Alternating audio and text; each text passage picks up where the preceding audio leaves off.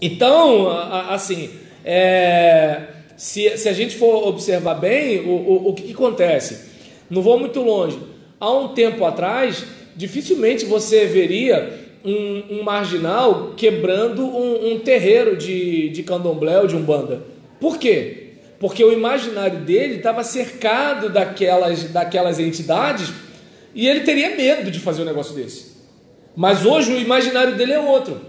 Então, como o imaginário dele é diferente, ele não tem aquele receio que o marginal de 30, 40 anos atrás tinha, né? Por quê? Porque não só a tradição cristã está diluindo, né, nessa modernidade líquida, mas as outras tradições também, inclusive as tradições afro. Então você vai ter, sim, culto afro, culto evangélico, missa católica, mas assim, os crentes, eles não são mais como era. Assim como, por exemplo, os umbandistas, candomblecistas e assim por diante. Por quê? Porque a mentalidade do nosso tempo, ela é diferente, né? Então, a gente, por exemplo, muito... como é que eu posso dizer? Eu não sei se por causa do advento da internet, a gente é muito cosmopolita, né? Assim, não vou muito longe, a cultura do K-pop é um exemplo clássico, né? Você vê assim, meu Deus, como é que pode o coreano, né, tá no estilo norte-americano? Como, assim, como é que você vê a questão, né, o rock não é mais uma questão dos Estados Unidos, entende? Então você verifica que, assim, muita coisa que era de um outro lugar vai para o outro em questão de segundos. Então, nessa situação, a sua tradição mudou. A questão de plausibilidade, o que era o certo e errado? O certo e errado era o que a nossa família dizia pra gente. Com o advento da televisão, começou a ser o que a televisão passava pra gente. Com o advento da internet, agora é o que a internet passa pra gente. Então, assim, a cultura, a política e a religião, se você aprender a lidar com esse negócio, você tem uma chance maior de ajudar, inclusive, as pessoas da sua igreja na fé. Esse certo e errado aí tem a ver alguma coisa com aquela pergunta que Jesus, o que é aí, mas ele não espera Jesus falar. O que é a verdade? A verdade é mentira, por exemplo? Olha, eu por exemplo, observo que assim,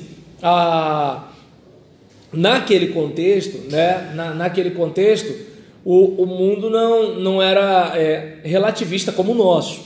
Né? O relativismo e o absolutismo, assim, aquela certeza absoluta ou relativa, sempre existiram, mas assim, a ênfase forte de um negócio, por exemplo, cada um tem a sua verdade, isso não era tão comum alguns anos atrás, né? Hoje, por exemplo, a gente não chega a ser tão relativista assim na hora, por exemplo, de operar um fígado, né? Então não é tanto faz, fígado é fígado. Se você confundir fígado com o olho, vai dar ruim, né? Então, assim, por exemplo, o cálculo de material para você construir uma ponte ainda é algo que, assim, tem que ser absoluto. Se for relativo, vai dar ruim.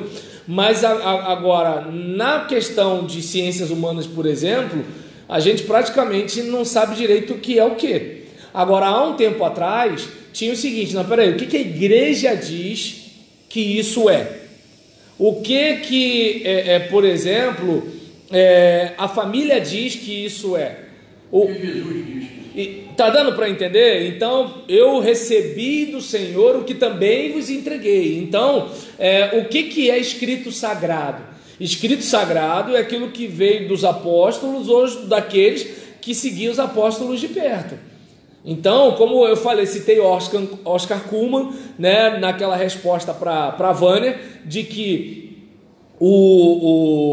a carta aos Hebreus, ela entra por aquela compreensão que se tinha de que era o escrito de Paulo, sendo que lá na frente o pessoal, não foi Paulo que escreveu, mas aí o livro já entrou e ele era um livro que estava, já está dentro e também nos familiariza com com a visão neotestamentária da fé.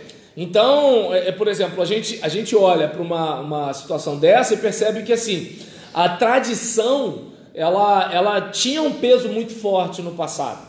E recentemente, né, eu pelo menos posso estar errado, mas eu desconfio que mais ou menos depois daquilo que a gente chama de início da pós-modernidade, né, por volta mais ou menos do século XX aproximadamente, a gente já começa a ter uma relativização maior das coisas. É aquele caso, o que é ser homem?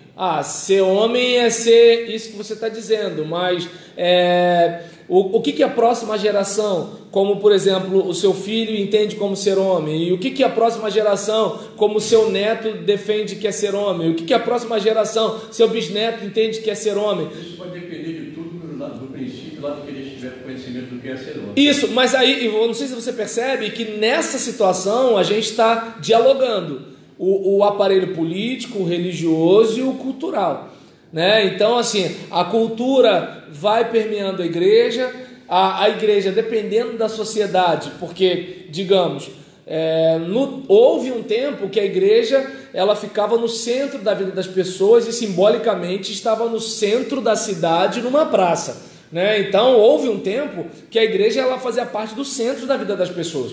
Chegou um período que a televisão começou a ser o centro da vida das pessoas. Tanto que, por exemplo, hoje, qual é a desconfiança do telespectador? Ele vê uma matéria no jornal, ele bota no outro canal, está dando a mesma matéria, ele bota no outro, está dando a mesma matéria. Peraí, só aconteceram essas coisas?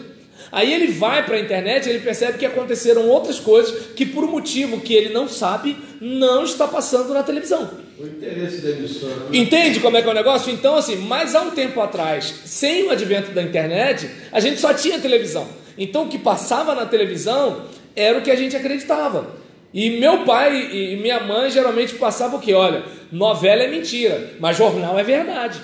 Entende? Então, olha como é que são as coisas assim. Hoje, a gente praticamente não acredita em nada e nem em ninguém, né? Então, acreditar no pastor da gente já não é mais uma coisa fácil como era um tempo atrás. Acreditar nos pais não é mais uma coisa fácil como se acreditava um tempo atrás. Acreditar no jornal não é mais uma coisa fácil como era um tempo atrás. Então, hoje, por exemplo, você vai ao médico, o médico diz que isso é isso, mas você já procura a segunda opinião, porque você não acredita mais no médico. Isso aí, isso trazendo do lado da política. Os caras antigos que se davam bem com a mídia, que faziam o que eles queriam, hoje em dia tem internet. Eles estão se dando mal por causa disso, porque tem outras informações, outras fontes. Entende? E que detalhe, muitas delas não têm a mediação.